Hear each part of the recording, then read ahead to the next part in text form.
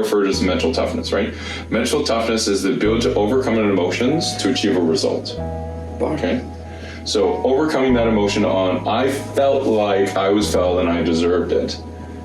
And you got to get over that feeling of woe is me, or he screwed up, to achieve the result, which is winning a game or making a bucket.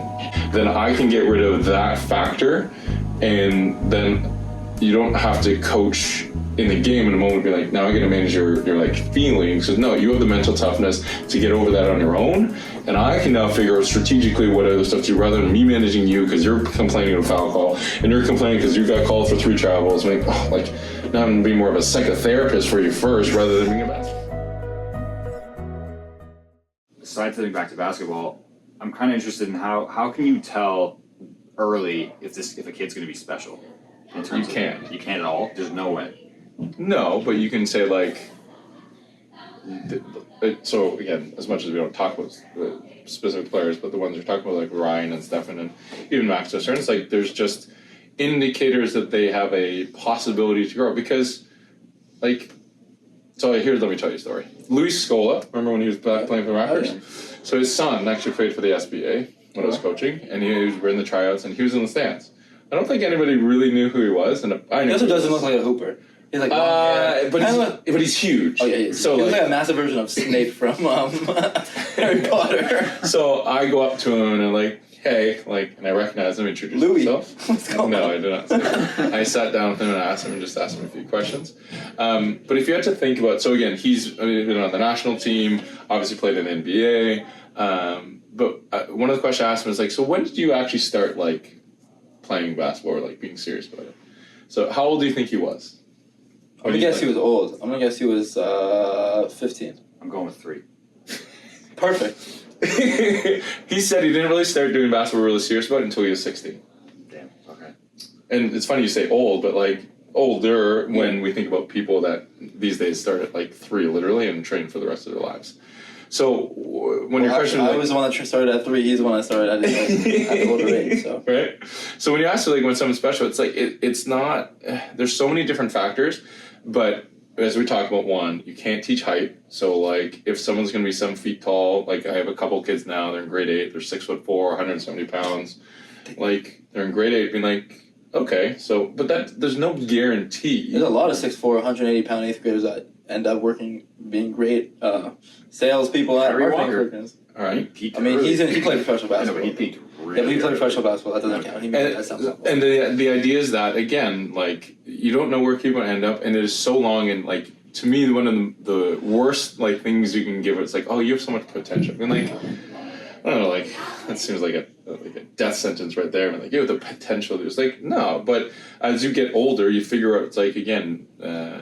You just have different priorities in life. You're okay, so you got a job, or are you willing to put in the work? And that's what usually weeds them out. Just because they're tall, and that's why it's a misnomer for people that are tall. Being you're tall, you should be good at basketball or good at volleyball. No, you still have to do certain things, because there are a lot of 7-footers out there, or 6'10" people that just don't want to play sports. Sure. And that when we talk about the heart and the height, I mean if you have one or the other, great. But unless you have both, then you're just increasing the odds of quote unquote being special. But how many people that change things after 2 years? I mean I love this, and then 2 years later they're doing something completely different. I think another kind of segue to that question, I think it was maybe what you meant to land, was so you've worked with a lot of very, very high level players. So you worked with Jaden Cole, who's playing Division I, and just a lot of high level players. What is something that those players that allowed them to, other than height and heart, that allowed them to make it to the next level? What's the one that differentiates the top of players you played with? I think the one thing, and Max, you're included in this too, is just the perseverance and dedication. And there's that balance between motivation and discipline. And again, to your credit, you're not 7 feet tall. No, I'm not, unfortunately. Unfortunately. My dad's 6'4". But when my mom gets home, she'll see it. Unfortunately, the genetics, as I was saying, I got some good training, and again, the mathematics are typically from, unfortunately, your mother's side. Super unfortunate. And not just your mother, but your mother's siblings. So like if Who your are uncles. 5'3" and 5'2". So the math works out there. There's always exceptions, but mathematically that's again the science around it. Whether you believe it or not, well, it works out usually like that.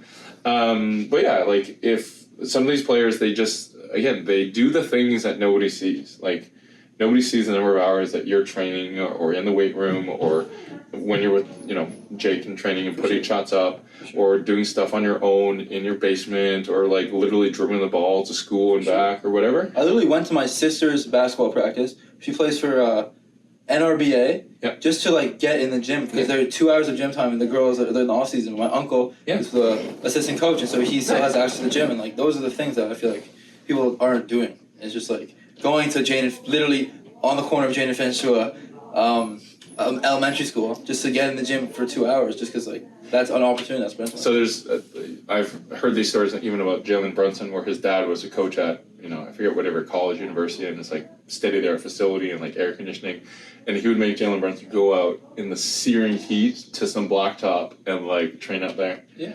And it's just being like, no, like you have to, and the people ask us like, why did you make him? Just like again, like you have to persevere a little bit, and like if everything's handed to you on a silver platter, then it just doesn't mean as much. And again, even if you were 7 feet tall, I don't know if you necessarily would have the same drive and determination because there's so many things that would have come a little bit easier for you. Sure. Would you have been the same? I don't know. It's hard to tell. And that's the thing is like when people are small, like Xavier Lee is a perfect example of this. When I talked with him, like he was always small and he had to learn how to play smart and learn how to develop his skills. And then he was fortunate enough to grow a little bit, not a little bit, but a lot. And then it's like the Anthony Davis story, right? Anthony Davis was a guard. So he but it's because he was playing as a guard, knew the skills, and then he just happened to be beneficial. I mean, like now you're like 7 feet tall and can shoot and can dribble, and you don't have to teach yourselves because you didn't rely on 7 feet. So how many 7-footers right now can't dribble, can't shoot? You got guys like Wemby out here shooting step back 3.5 court at 7'5". But that's the new age, and again, that's a true like unicorn. That is not the majority of people, and again, if you're fortunate enough to be that person, which he is, then great. But I would say, again, perseverance and discipline to be able to do that. And we were talking about younger players now. It's like, I don't think they appreciate the work that people ahead of them do, which is part of it. It's not always pretty. I definitely did not want to wake up this morning because I slept at my girlfriend's house in Toronto. Wake up after going out last night for one of my friend's birthdays at 8:30 to make a 9:30 training session on a Saturday. Didn't need to do it. Probably would have had the same result tomorrow in my game, but it's just, as Chris always says, just putting different pennies on the scale and just like, may not help me now, but the accumulation of the hours I'm consistently putting in will pay off at some point, sometime. Yes, for anything. And that's, again, a sport thing. I don't care if you're in sales, I don't care if you're in marketing, I don't care if you're in programming. Same thing, like your daily deposit over time. For sure. I think I've asked you this before, but why do you coach the age group that you do? And did you ever think about coaching college or other levels? And this is just from me, do you bring the age groups up or is there a point where they graduate from your reach? It depends. And again, it's kind of weird with the COVID thing, but generally I stick with the teams and then go through like get a grade 6 team and then grade 9 and then grade 10 and then grade COVID kind of hit and anyways, but generally I go up with them. Every organization is different. That college coach I was talking about, for him, he always coaches grade 10s in the city because his organization is just kind of like that. And so it's different. And can you expose which college, or you don't say his name? I can cut it. Just curious. We can cut it. I'm just curious. Why? Literally no reason, anyways. But yeah, so why do you choose that age group? So I choose grades. So the youngest I've ever coached is grade 6s. I don't think I can coach anything young in grade 6s because knowing myself and as you guys know me, my personality and my coaching style. Too many tears. Can't body check the shit out of them. They are just. They're just, and again, it might change with my own kids, and I've been told many times, like, when you have coaches that maybe you're like, you end up having to coach them when they're younger. But the youngest I've done is grade 6s, and just because they're physically able to do certain things, and I'm honestly not great at, like, just general mobility, like jump, pivot, things. Like, I'm good at taking you with a little bit and then, like, going to that point. And just like the same thing where I tell my kids all the time when I coach them, is like, I really don't want you for 2 years. Like, then I'm going to send you off to someone else. I think to your point of being like, I can coach them U19, U17. Could I coach? I think I was laid off at one point and thought about applying to a coach, but as I mentioned, like the amount of money I can make in the private sector versus coaching in Canada is way lower. Coaching in the US, on the other hand, you can be making like $200,000 as third assistant at a college. That'd be great. And then you got to live in the US, and again, everybody has different preferences on where you want to raise your children and live too. So for me, no, not so much. But I enjoy the grade 7s and 8s, or 6, 7, 8, because one, I think they truly have a passion for playing the game. When you get to older kids, and you'll notice this with the people that dropped off with you over time, their passion, again, gets distracted. I'm going to go date somebody, I'm going to get a job, maybe basketball's not my future, I'd rather spend time playing video games, all those type of things. The main thing. Right? And it's great, but the number of people dedicated, like having 12 maxes on a team with that perseverance, like that just doesn't really happen. No points to be scored on them. Not a lot of fucking points. A lot of isolation. A lot of points will go up though. A lot of fucking points. A lot of shots. But that's why, again, for me, like I do like the 7 and 8s because there's enough that I can teach them. They do like listening.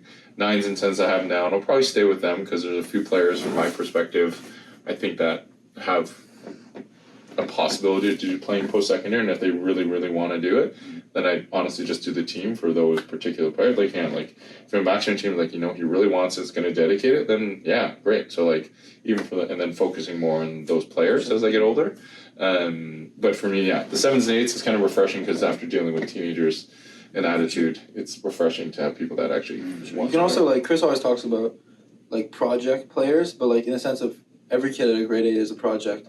In the sense of, like, they don't have a defined pathway, they kind of just have all their fundamentals built up, if that, and you can kind of mold them into different, or at least, not necessarily mold them, but just guide them in the directions that you, who have higher level of knowledge, and they may not be able to see, you can help them in that sense. Well, that's an interesting one, because even players I talk to right now, I'm like, I had a player, was on a B team at another club, went through the summer program, and it was really the first taste, and I talk with his parents and him all the time, being like, oh, like, because he wasn't playing on the B team, and like... And he was playing on your...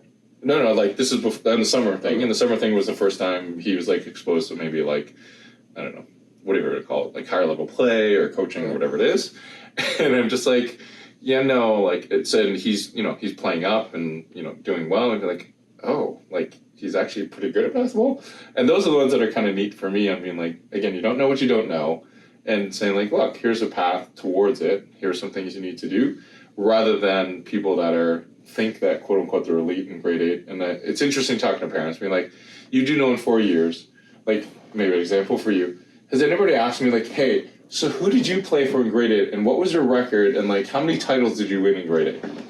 Won a lot of titles and no one gives a fuck. Won a lot of titles. Nobody gives a fuck. But do you see how many highlights now? It's like the rankings of our top 35 kids. I'm like, like anybody that go into rankings or who was it? I was just thinking a meme about this on a certain player. I think it was like Steph Curry. He had 1 division offer and no rankings, and he's making $200 million. So why are so many people putting so much like effort into like, and again, talking about results, and it's great, don't get me wrong. It's a great feeling to see yourself up there, you're the top 10 in your class, blah, blah, blah, blah, blah. Of course it makes you feel great. But like, a little false sense of reality, I mean like, yeah. I feel like that's also one of the reasons that like LeBron is so storied in like his greatness of like, he was the chosen one from high school, and then the first overall pick in the NBA, and he's lived up to that.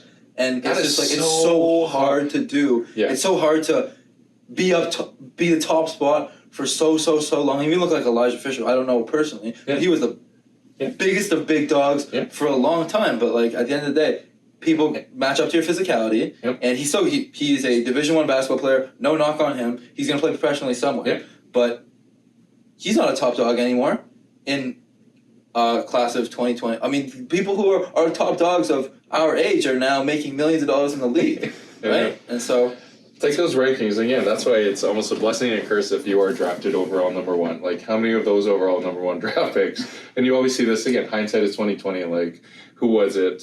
Who was that was ranked? There's a few that have been obviously quote unquote busts, but it's just there's so much pressure to be a number one pick, and being able to live up to that, it's like I think there's a lack of appreciation for some of these people. I don't really care if you're number one or like top 10, like it really should be, but everybody's obsessed with, again, comparing yourself. I mean, like, no, I'm better than you, I'm better than, forget about the short-term results. Think about now, 3 years from now, where that's going to be. Actually, crazy thing I just thought of both people who were 2004.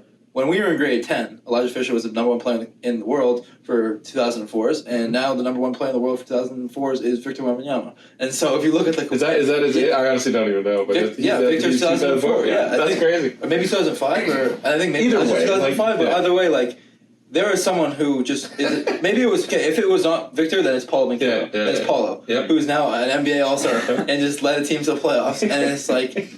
It's a marathon, not a race. I think that's the thing that Elijah Fisher was ranked over Paulo Banchero in when we were in grade 10. It's like, that's crazy to think about. Maybe. I honestly don't remember. You kind of just touched on this, and I have this written down as one of the points. But how do you deal with disagreements with parents in terms of playing time in a kid? Well, a couple things. One, I don't know if I ever told you this. I might have told you this. Do you know what I tell players on any team? If you don't think you're getting enough playing time and playing time you deserve, what to do? I assume it's talk to me and not talk to your parents, or talk to the coach, yes, but it's very specifically what to ask. I think you might have told me this, but it's not jogging my memory right now.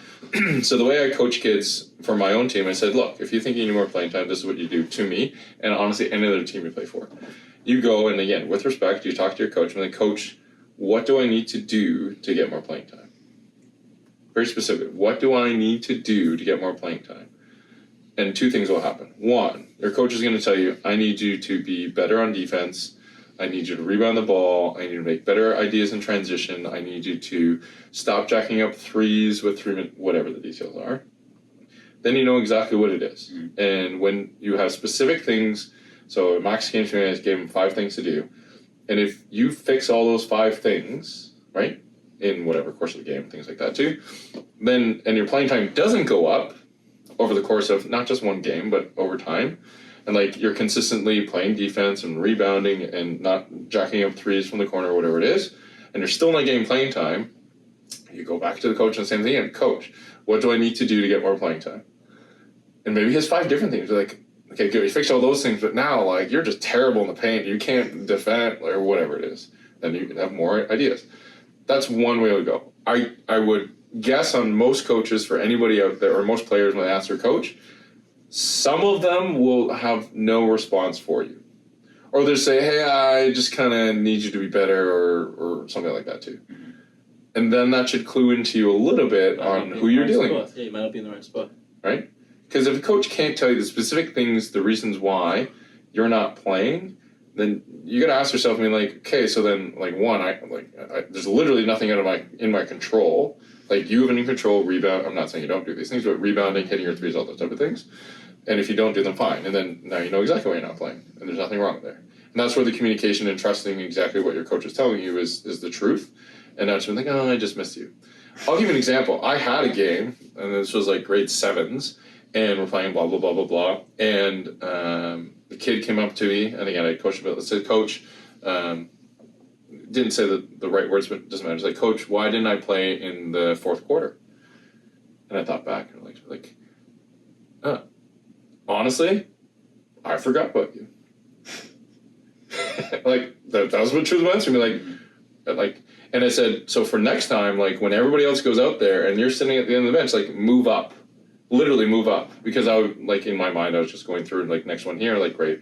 And that completely my fault, and that's what I was honest with me, like, look, I literally just forgot about you. But something you can do to help me so I don't forget about you is one, like, well, maybe we can communicate on the bench, move over, all those type of things. Play better, so we need to get in the game. Well, that too, right? Yeah. Again, grade 7s, I'm not going to, expose them that way. But the same point is, like, clearly I didn't do anything really helpful out there that I didn't put you back out there be like, oh, that kid hit all his threes and playing great defensive rebound, and like, he should be playing. What am I thinking? But so that's where the disagreement comes in. Me, like, as long as I'm clear with the players, if a parent comes to me, my instruction is like, what did your son or daughter tell you? 9 times out of 10, they're like, I don't know. Great. Go ask them. And then, if you're unclear there, because I'm not clear with my player, then we can have this conversation. Very fair. and be like, great. So then and I do this at my like kickoff at the beginning of the year, be like, here are my expectations. And this is, again, it's very contentious. Playing times are contentious. So that's a line item in our meeting. Be like, if you have issues with playing time, you are to talk to your child and then go back, and then you can come talk to me. If you have not, this is what will happen. I was going to ask if you had like specific rules for subbing and stuff that you mentally make notes during the game for that kind of You stuff. have a question. It is in there, but it's like what? Oh, you can ask. Do you have criteria for certain kids in terms of like when you wait to make the right sub? No, and this is where it's like an art rather than a science. You have to have a feel for what's going on in the game. Well, it just depends. Like, for example, I benched kids before because they're fooling off in practice, and I just like benched them. Okay. That was Do they know that as it's happening, or they don't know that so I tell the parents before the game, being your kids are being idiots, so they're not playing the first quarter, and I will tell them probably at the end of the first quarter, depending on how this goes. But kids aren't down, and they know that I was pissed off at them on Thursday because they're fooling around, and it just happens to be the same 3 kids that annoyed, and I sent to the corner to do burpees, that they're not playing in the first quarter. Kids are smarter than honestly people give them credit for. I mean, like if you piss me off in the third or in practice and you magically didn't play in the first quarter at all, and it usually happens, this is how it works. I mean, like if you, let's say Chris goes on and it comes off, and normally you'd be next in the rotation, and then he goes back out there, you'll be like, We have a story about so we were at Madai and we have whatever, but basically me and Chris got in trouble. We basically I wonder what. For what though? we promoted the podcast on It's like a week. It's like a week.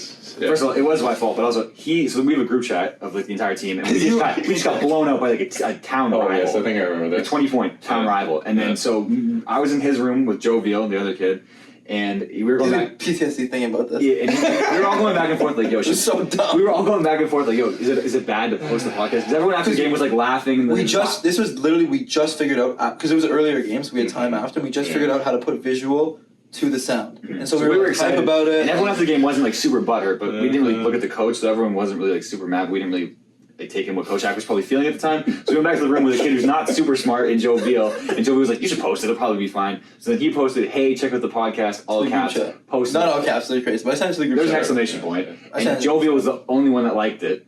So then we go to practice the next day. And everyone's jerseys are hanging but ours. And then it's like, okay, It was like red flags in the practice. And we get into practice, and we get into a little circle before every practice.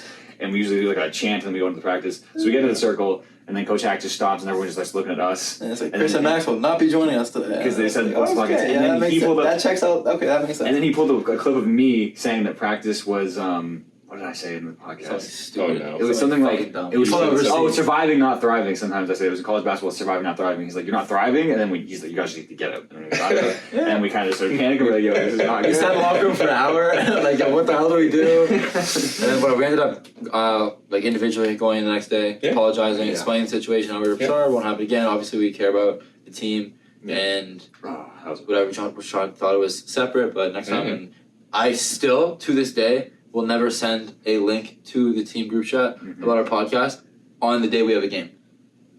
Just because, it's better to be safe than sorry, and that gives me PTSD. So the thing is, right, you learn from that, and I guarantee if it happened a second time, your account, now, again, it's more of your judgment rather than maybe you should ask or things like that too, but yeah, and you live and learn, and obviously you've lived, and now you've learned from it. Something I do want to touch on is you're fairly well known for being brutally honest with people, like just ruthless honesty. And I kind of want to know where that comes from. And is that an active choice you make, or that's just your personality? I think it's a little bit of both. Whether it be work or in sports, like your ability to be self-aware of your strengths, but also can be your weaknesses, will help you. So for me, I'm fairly direct. And I say this to even my teams, and like, look, and I even learned the hard way too, like giving feedback to people, and like, I'm just super efficient, and like telling you if you suck at something, like it's just faster than trying to be like, okay, not that I don't want to hurt your feelings, but like, to me, telling you the truth right away is the ultimate sign of respect. Not being like, hey Max, like your hair looks really great today, if I really don't think it doesn't, right? Again, no judgment there. I would just itch my head. But like it's my style, and I think if you're open up front about what it is ahead of time and people aren't surprised by it, I've learned that it just helps ahead of time. So one with the whole like being direct and honest and just being like I have a kid, he's going around and he's pretty good, and I was looking at him and like I think his shooting form was terrible, and the parent and I were talking, and we were talking about things, and he kind of knows basketball a little bit, and I said, yeah, like he likes this, he's good at this, and this, and then but like honestly I think his shooting form was just terrible. And his response to me was like, oh my God, I think so too, but everybody else, every coach he's had or trainer said that he's fine or good. I'm like, what? It's awful. It's like, yes. So I think it's also just knowing, like, as you get to know people, if people are comfortable. One of my mentors and bosses had said, you have to be comfortable with uncomfortable truths, right? So uncomfortable truths, which are typically things that you either don't want to admit or just like, it makes you squirm a little bit, and like, again, talking about your shooting form or things you're not good at, I mean, like, but it's true. It's very different than me just making stuff up and like saying stuff to you and just being mean or just like lying. It was like, and if there is some truth to it, then how do you deal with those uncomfortable truths? Like in a business perspective, like for sales, I mean, like we're not going to hit our number. It's uncomfortable to talk about, but we are not going to hit our number, or like, again, we're not going to hit a deadline for a project, or like we're uncomfortable. We're probably not winning this game or whatever it is. Like that's probably a bad example, but like talking about those things, being okay with that, and then that's where the directness comes in. Just like I've just found, it's been more beneficial than non. I've definitely had things gone not so well in being direct, and again, like it's just knowing that the majority of the time, from my perspective, is benefited someone, but also knowing the risk that sometimes when you're direct and being brutally honest, like. People don't like that. I will say, as a non-conversational person, I had to sort of, I don't know if I learned from you, but like as I sort of am growing up, I'm learning that there's moments where avoiding confrontation does a lot worse than like actually calling out the thing that's supposed to be called out. And like, but sometimes it's the other way it's around. Better. Yeah. Mm-hmm. And for me, I always defer the other one, which is why I get burned sometimes. Mm-hmm. But again, self-awareness, knowing like I do have to step or some of my comfort zone, be like, no, this is one of the times like, yeah, we really have to have that conversation. It is interesting to watch people squirm, because like most people won't call people out, and I went on a little bit of a tear back at Elms where I just started like really starting to hit on like the truth. But there was also some time where Ian, which is shout out Ian, came in our room on some bullshit. I was the only one fucking calling him out, like, yo, you're not good enough to go professionally in France right now. I hate to break it to you. Yeah, and then Chris is like, no, that's probably a possibility. I don't do that. I just stay silent. I just sit there and I listen. But like, but being implicit is also just as bad as agreeing. But like he called me out on it, and then like I went on a tear and I started saying something that I probably shouldn't have said. And some people were like, yo, what is wrong with you? Because one day I'm like, bro, why everyone comes in here on some bullshit? I'm the only one that's saying so like, I started really keeping it real. Like, I'm not gonna have someone come in my room and think I'll be on some bullshit about something. Yeah, but no, I definitely went on a bit of a tear there. But no, I was gonna say, just back to what he said, you dropped some knowledge on me one time. It may have been Alex Mozico, and it may have been when we got kicked out of the dive practice. You to me, relaying somebody else. But he said, he said that like everything that you want or whatever's going on in your life is on the other side, or like whatever negative emotion you're feeling is on the other side of an uncomfortable conversation. And so it's like if you're not in the place you are happy, or you're not happy in the place you're at now, what is an uncomfortable conversation that you've been putting off that can help change your positioning? Mm-hmm. Yeah. So the analogy I use with this like development program is like, the idea is that you need to grow, and I'm going to put you in comfortable situations. So, for example, you're not good at dribbling, I'm going to make you dribble. If you're not good at shooting, I'm going to make you shoot. And the theory is, maybe I'll expose you both right now. Do you know what molting is? Molting. Like a crab. Molting? Is that where they like get a new shell and then they get soft and they have to go find a new one? But how do they know? So is it when they outgrow their old shell? Well, not their old shell, but their current shell. That's the idea, right? So like crustaceans. Holding down the academia. There you go, right? So the idea is that they have a shell that's hard, right? Yeah. Crabs are hard, but they're not. They start small and they go bigger, right? So when they know they have to grow and outgrow their current shell, it gets super uncomfortable, and they're like, great. They literally have to break that shell and then get out of it, and then they leave the shell there, and then that's how they grow, because they get bigger for that. So that's the idea, is like, if you're truly never uncomfortable, then like you're never really going to grow. You're always going to be the same little tiny little crab there.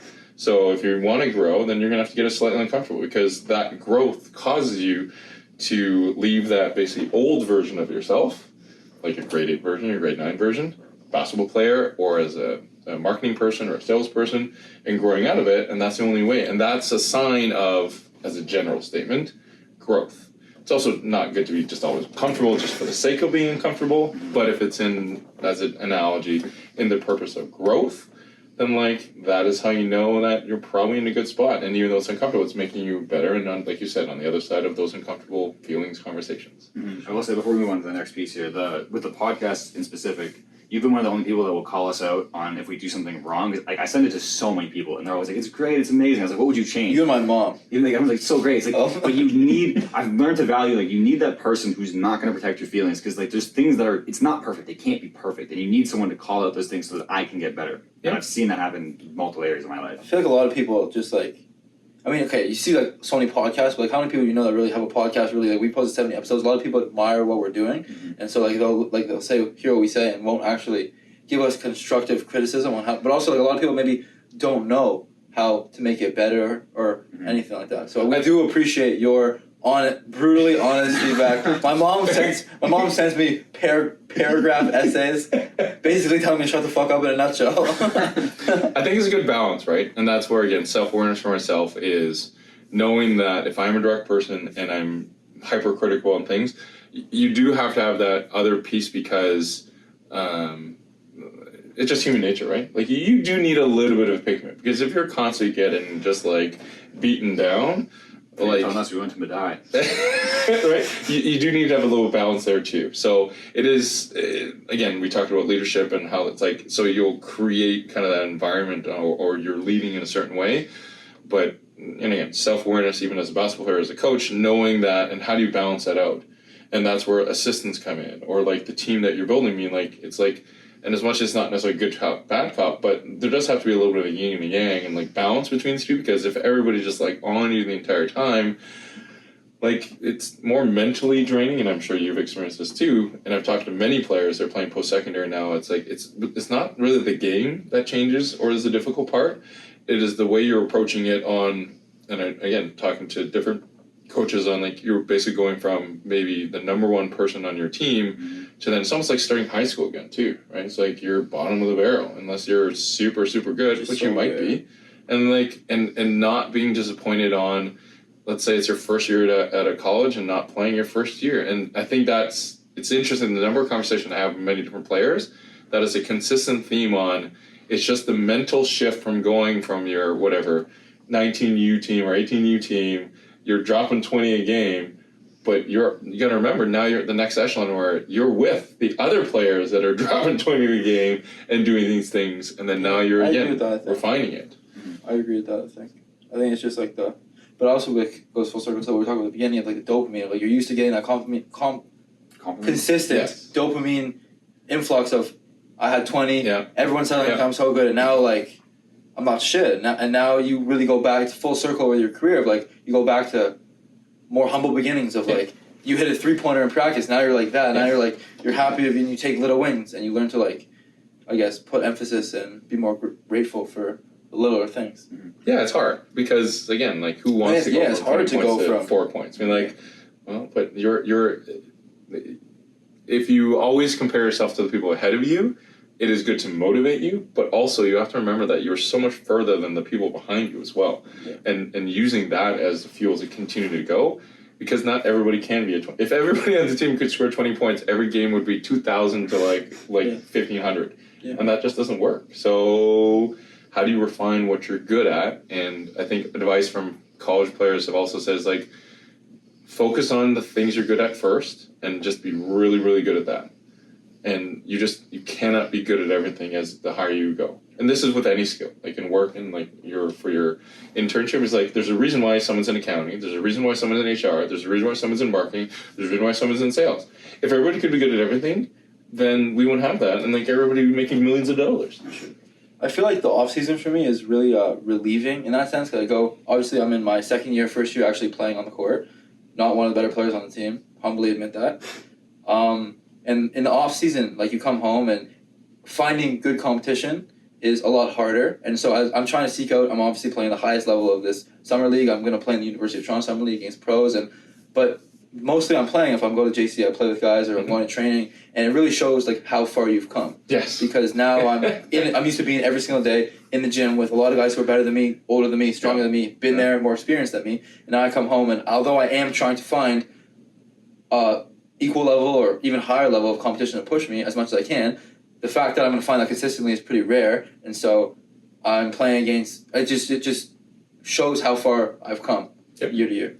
It's like LeBron James. You went back and like I get to try. So that I think that's a balancing act too. And like there's a reason why there's an off season and like true professionals, like they don't necessarily compete. I'm not saying you're doing anything wrong, but it's like because they're honing their craft and again they're at a different echelon. And you're just not going to find the same. Like, like LeBron James not going to find NBA players in Cleveland or wherever he's living now in LA. I mean, like, maybe in LA, but like it's hard. So then how do you supplement that? And be like, great. So I'm going to drag yourself to be like, great. So I'm going to do this 1,000 shots a day or things like that to then rep it. And then when you get 1 or 2 opportunities to put it to test, and like, great. And like, you're right. You're going to pass people, which is honestly, it's good. And it's also hard because it makes it harder for you to find people of the same like. Have you ever had guys go pro and then try to come back to you for advice on what they should do? And did you ever find that hard to help them? Like, because you said, like, has there been anyone that's graduated your area of expertise? Yeah, because I was going to say, you said like the problems keep getting more unique and more unique. Have you ever had someone get to a level where you're like, I don't know if I can really help you right now, to be honest? No, lots of them. Because honestly, like, and I think, again, self-awareness, like, I'm very good at the grade 7 to grade 10.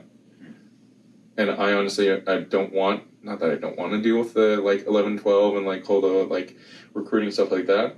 Like, I talk to players all the time, and I was talking to a guy that's playing pro overseas, and I was laughing a bit because he's playing in the European League, playing pro, great player, and I forget what we were talking about. Oh, we're talking about the Kumar Classic because he sometimes comes back, and he used to play in it too as a kid. And we're just talking about, hey, what's there and what's training, and he's like, our practices are so boring. And I'm like, what do you mean? He's like, because Europeans are very fundamental. He's like, we're literally doing drills that I did in middle school. And I laugh at him a little bit, like, well, yeah, but there's a reason why they're good. He was like, no, like, it's just not. So it's really funny to just hear the different challenges that they have. And again, that's just obviously his experience, not in a bad way, but he's also very good at what he does. But he also played for a very, very good university and a very good university coach. So he also knows the kind of the differences. But no, I try and stay in touch with them. I think it's interesting. You were talking about the coach versus the friend. I think, if anything, I'm more of a friend now that I'm not their coach and they're older. And honestly, they probably know way more than I do because they're living through it. Like, even for yourself, Max, I'm like, I don't know what it's like being a college basketball player. And I just talk to them and learn. And to your point, like, I'm having some of those players come back and talk to the people in the program, grade 7 and 8. So, like, great. So what are some things? Or connecting parents. And honestly, I think that's, for me, probably the pieces, like, if I see... That chair leans back, by the way, if you want to come from. I'm good. If I see players that are similar in the path that they're going, connecting those parents, kind of like what you're doing with this podcast, and connecting those parents, because for the most part, like, again, the people that I talk to, I trust in what they're saying, and it's not necessarily just tell them what to do, but just give them, like, this is what I went through. Here's some things that we ran into, so you're aware of it, like, whether it be, like, SAT scores or stuff like that, preparing ahead of time, make sure the right courses, make sure they're all certified or stuff like that. And I think that piece, honestly, I'm still learning, and things change all the time too. So that's where I think people, if they say that they're an expert, it's been 20 years and they haven't been involved, then you gotta ask them, it's like, well, it's like NIL stuff, right? It's like, I only learned a whole Edie thing about, like, Canadian people are not eligible for NIL money because they're considered on a student visa. Oh, right? I didn't know that. Yeah, you cannot make money as a Canadian. So unless you have dual citizenship or stuff like that, where you can get around those. I just got my social insurance number like the other day, and you have to do this whole process with CBT. You also have to take a summer course to be I have to be enrolled in Elms to actively get money there. So and those are the types of things. Like, there's so many things that change all the time that I'm always leery of someone that says, I've been in the industry 20 years and I'm super expert. Like, fine. Yeah, she was in the same 20 years ago. Yeah, that too. And not to say that I would disregard them, but because experience does matter, but at the same time doing your due diligence and asking them. So that's why even when people ask me questions like, I don't know everything. I'll give you some information, I'll put you in touch with other people, and that's what I'm good at. But like, it's not my job. Like, my job is to run marketing for an insurance tech company. Like, that's my job. The other stuff I kind of do for fun, not for fun, but I care about kids and put you in connection with people. And that's where my sweet spot is. I can still help college kids, and again, the game doesn't change that much. Like the basketball, for the most part. Basketball's basketball. There's some stuff that I laugh a little bit when you're talking about, like, some of the defensive rotations or terminologies like icing streams and things like that. I think with the internet, we've had to accelerate this a little bit because honestly, like, I do that with my grade 10s. So, not, and Chris definitely never iced a screen before getting on. he did, Or at least until getting I with never you. really coached. Until getting with you. I think he did do some icing, but like I've never coached Chris, so I take no responsibility for how good or how bad you coached me he for a was. tournament. That's That doesn't count. You coach. I mean, that you're stats coach. You got a pretty good resume. right, and that's the thing is like. So, anyways, but to your question, like, yeah, but I think it's more of like honestly a friend rather than an advisor or coach because like I just want to see them be successful, and it's just like we're talking about that mental aspect. It's like, hey, how are things going? For sure. Right, and it's interesting. I'm optimistic and fingers crossed for a number of players that have passed through and I still talk to, where they're on the cusp of being able to play at a professional level wherever they may be, and like honestly, I hope they do well, and hopefully I've been part of that. For sure. Even for yourself, like part of that journey on rejecting you and making sure that you got better. That's part of it too. Part of the journey. Exactly.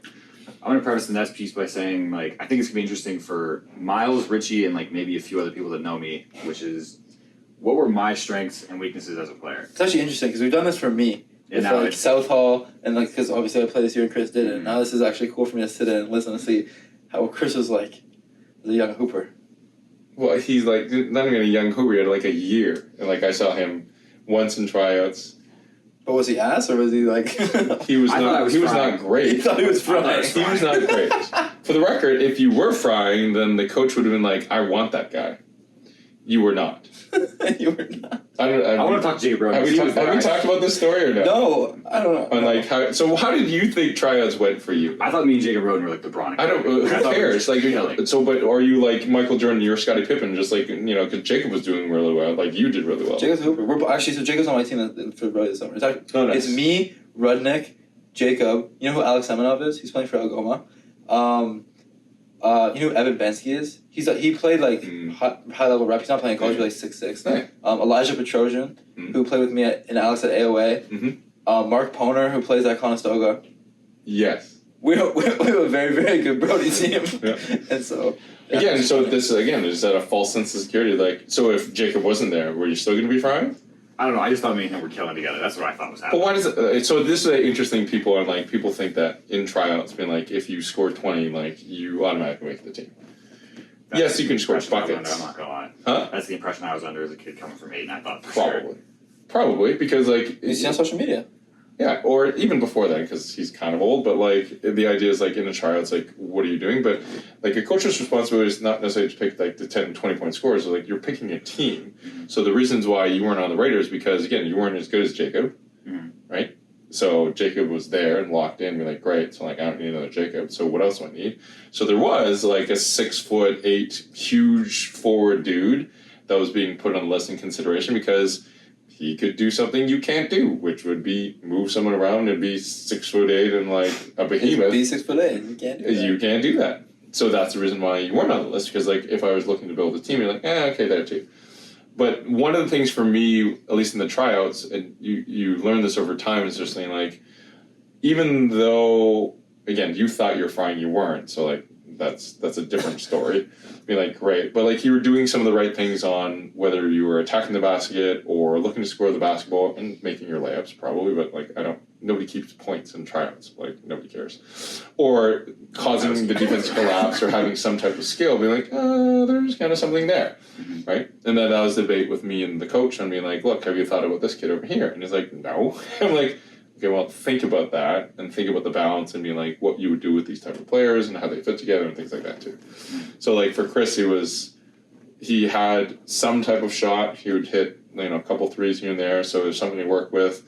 He was relatively strong, right? Like you're not as as big as you are now, but you're still relatively strong. Like, I think you're still bigger than Jacob was. Right? Just a little thicker and a little stronger.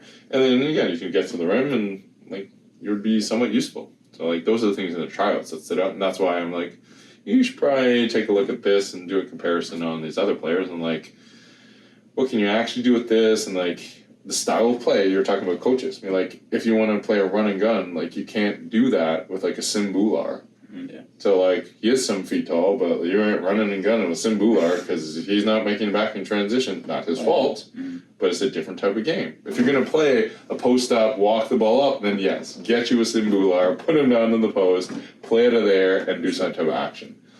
But that's not the style that coach was looking to. So I said, okay, you got to think about that. You're like, great. So then this Chris kid fits her mold a little bit more. Beeman Bro 19. Beeman on that where that was, and then I don't know, you don't know people's backstory like when you first meet them. So like I had no idea you're from the country. Like I don't really care. Like you're a baller, you can play. Didn't know you're gonna have to drive God knows how much time to practice. But that, to your credit, showed your perseverance and like you drove. I don't even know how many hours or how many longer driving than being in the gym, but you want to get better. And like we said, you can't teach hard. So if someone's willing to drive that distance to get better, like you're pretty dedicated on wanting to get better too. And you can't teach that either. For the record, it was 2.5 hours. Each way. Yeah. So. Yeah. So for a 2-hour practice, you drove 5 hours. Yeah. Think about it was that. a bit ridiculous. I would drive like 2.5. Practice with you guys and then come home and then I'd do a high school practice at 7 a.m. and it was just But if that didn't happen for you, then would you have found weightlifting or the podcast? And that would be completely different. So probably not. paid off to some extent. Short-term pain for long-term gain. Exactly. Speaking of short-term pain, Brad defense. We talked about that a little bit. We did, but I do want to kind of go into like how you decided to start playing super physical defense and why. Just like the This is importance probably of the last part of the basketball thing, and then I have the 2 questions from the last guest because we are getting to hour 45. So that went by fast. yeah, so I mean we'll go through this last piece of basketball, and I might have one piece of like just regular life, and then the last 2 questions. So my general philosophy is a couple of things. One, you can't control the things that are within your control. Okay? And by default, that means you can't control the other team. You can't control the referees. For the most part, those are the 2 variables you really can't control. So, one, you can't control the other team fouling you, and you can't control the referees calling the foul or not calling the foul. And I'm sure both of you played in probably an AAU game where you're behind schedule and it's runtime and the referee needs to get this game back on track, so you are getting 0 whistles. I played a game where one dude shot 38 free throws. The exact opposite too, right? So usually more on the other side on the games that turn into like a bloodbath or a rugby match where like you're getting no calls. And my general statement is you play the game and you look to score the basketball, not to get fouled. As a general exaggeration. When you get older, yes, there's a difference between like, I do want to drive and try and drive the foul because of the time and score and all those type of things. But at the same time, you're also putting your fate in the fate of a referee. Right? So you can't control that. And like, So the idea is to prepare them for that. And also, both of you know that the game at the highest level is physical. Super physical.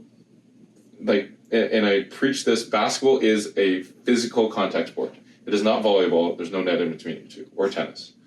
So the purpose of the game is there is legal physicality, and I take a different approach on if you can handle slightly more than legal physicality, then when you do get legal physicality, you'll be able to handle that and play through it and also not complain and play at the highest level.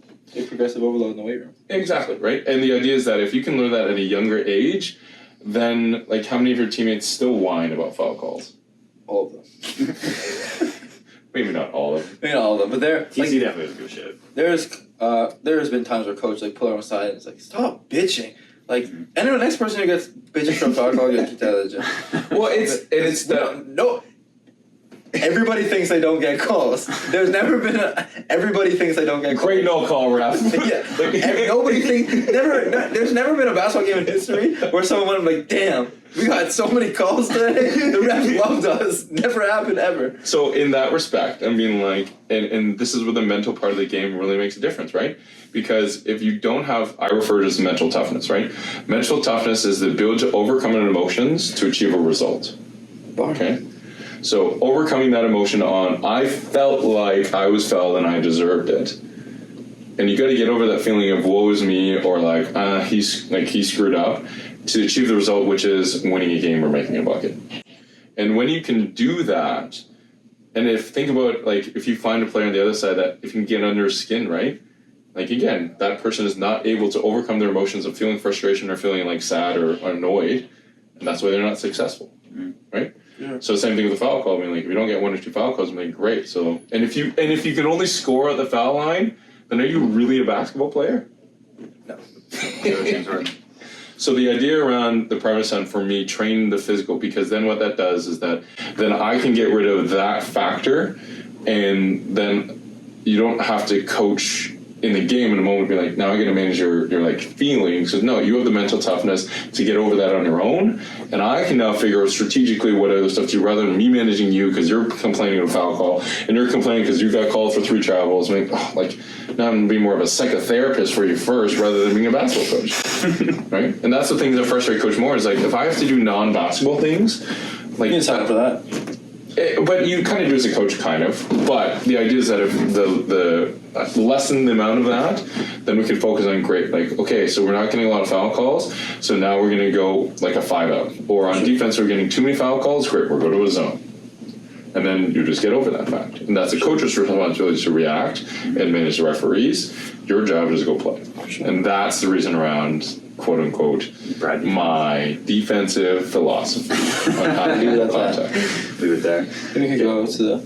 So this questions, before we do that, I do want to do that. There was something you said to me a while ago. I forget what the conversation was, but you said that you're a great number 2 and that you are good at getting the number 1 guy the shit that he needs done. And I kind of wonder I want to parallel it almost into a basketball sense of knowing your role and where did that come from? I think it's I've had a lot of great mentors, basketball and even at work, and learning from them, and whether it be even from sport, being I think I learned the most from being an assistant coach. And he's still one of my mentors, and talk to him all the day to this day.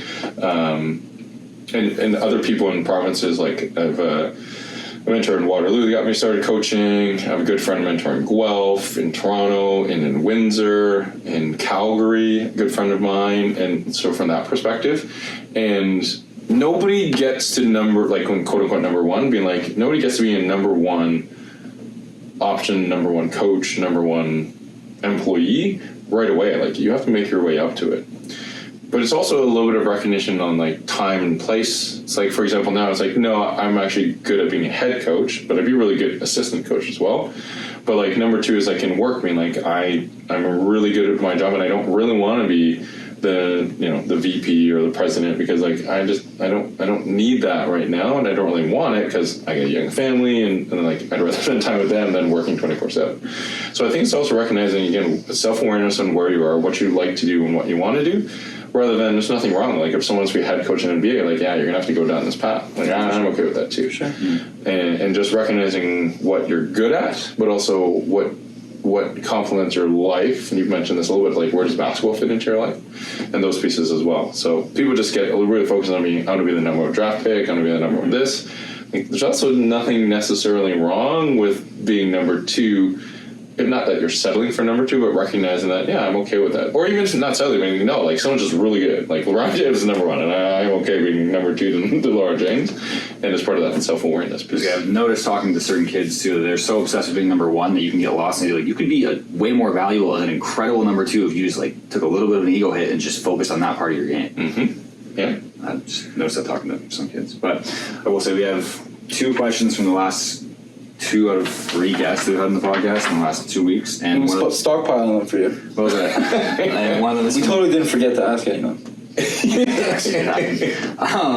From Sis, the lacrosse coach at Elms, is what was something you learned or a coaching change you made after an unsuccessful season in terms of wins/losses? So that one's an interesting one, because that specifically links your successful season with wins and losses. Now, at a collegiate level, 100%. I'm not at a collegiate level, and it's not my job to win and lose games. I don't have a job from a basketball perspective, but I can relate it from a couple ways. and it changes every year and you're always learning some things, is we talked about coaching philosophy around development, right? So from a development perspective, from defensively, I hate playing a zone. Because you, for the most part, really don't learn as much as you do playing man-on-man. Meaning, if you can't guard your man, you're not very good at defense. If you can't rotate, you're actually not very good at defense. So as a general statement, I hate zone. So I have probably lost games because I am just so strong in my opinions on like nobody cares if you lose in grade 7. So like if I have to take the loss in order to teach you, being like, you're not good at defense and you're not good at rebounding, and I'm not hiding you in a zone, or we won the game because the other team just is terrible at shooting, that doesn't make us good. And I've probably lost games because of that, because my job is not to win and lose. However, I have had to amend that because at the end of the day, yes, there's something to be winning and losing, and I do have to balance on my personal bias towards you learning how to play good man defense versus the team necessarily maybe not making the playoffs or not winning as well. So I'm still obviously more on the side, but I have had to adjust after maybe losing games that we shouldn't have lost. But I struggle with reinforcing that false sense of being like, hey, we won all these games. Like, you play 2-3 zone at grade 6 and you'll win a lot of your games because nobody can shoot. But like, is that actually teaching you for like when you get to grade 9 or collegiate level, being like, you still can't guard your man? So I played a lot of zone. My coach we played a ton of zone in high school, and that's probably one of the reasons why that hindered me of playing man-to-man defense in college, is because just you don't have to. In high school I didn't have to. I literally was like top whatever in the district in steals. I was like 3 steals a game, and I was like, yo, I'm fucking lockdown defense. Like, believe it or not, I went to Hoop Dreams and I won Defensive Player of the Year because I was at Elite, just because because I have good hands, and I would get so many steals just running transition. Like, that doesn't mean anything. Like, that doesn't mean I can stay in front of parked cars. And that's something that I'm actively working on. But that's the thing. So that I would say that would be to that question on, again, I'm in a different position because his job rides on success, which is binary. At a collegiate level, your success is your winning percentage. And I'm sure at the end, like, you still want to develop your kids, but at the same time, if my job was on the line and I wasn't in software, and like I was dependent on this to feed and house and keep the electricity on, I probably would do things differently, because if I don't win, I might not be able to live. So it's a different question, but I would say for me, that's the things I've changed on. Again, unsuccessful win and loss, I always look back and like, yeah, okay, I hate it. Like, again, I did it a few weeks ago, and I told another coach or someone watching me, like, I hate the fact that I had to do this because we just can't play man defense, but it is highly effective even at like a grade 10 level. Like, it doesn't mean we're good. It means the other team was that bad, couldn't play against his own. And the other question from Meech, this is quite unique. I don't think we've ever had a question that was this tailored towards certain something. But if God said he would grant you any request that you ask for, what would it be? One thing and one thing only? Yeah, I don't really know the answer, but for like society, for like me selfishly, that is up to your discretion. I might know the direction, but just because it's top of my mind right now, I feel like I'd get rid of social media for kids. not a bad answer. Like, society would be, honestly, I think, as much as we've benefited from it, I think it's been worse for us. I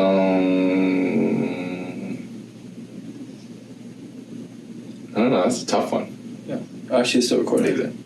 I think it's that one, and I think the other one would be just like if we could have not equality, but giving everybody in the world like literally the same opportunities, like with sports, right? I mean, like, I love seeing players, and will do my best for the people. And for me, living in Scarborough, there's definitely some disparities in their opportunities. But if you think globally, like, again, we're fortunate that Canada has the infrastructure that people can play sports, any sport, whether it's basketball but like, can you imagine, again, some of these poor countries in the world where, again, you're finding these 7-footers or fantastic players like Giannis and Jokic and people from all over. I mean, like, can you imagine if they had the same just access and not even like equal, but just same the opportunities, then I think that'd be there too. So I guess we could ask the last question now. We've been going for like 2 hours, but I kind of want to change a little bit. Not ran by Chris. going off the river completely here. What's one piece of advice you would give to maybe one of the players that you work with that's in grade 7, that's in grade 8, that has aspirations to play college basketball, that may see this if you repost something? What's one piece of advice that you would give them? I think it would be only one. That's hard because there's so many things we can say. I think one of them, and we have talked about it, is focusing on the longer term and how you're getting to it rather than the results. Right? And I think it's, again, if they can get that in grade 7 and 8, given everything around them, and even like for yourself, like momentary lapse on being focused on player of the game, like everybody's naturally going to go towards. But if you can get out of that early, then it will make your life so much less stressful, so much less anxiety 100%. on that pieces, because you'll be focused on what you're doing. And it's hard, but if you can do that, that will lead to the success and the results that you're getting. And if you don't get the success and results, you're not going to have as devastating a mental effect. And if you focus on the things, you'll keep on growing and hopefully get better too. So that's probably the one I would go with. Awesome. I think that's wraps. Thank you for coming on. Thank you for making the time tonight. Thank you, sir. Good to see you. Let's turn this off.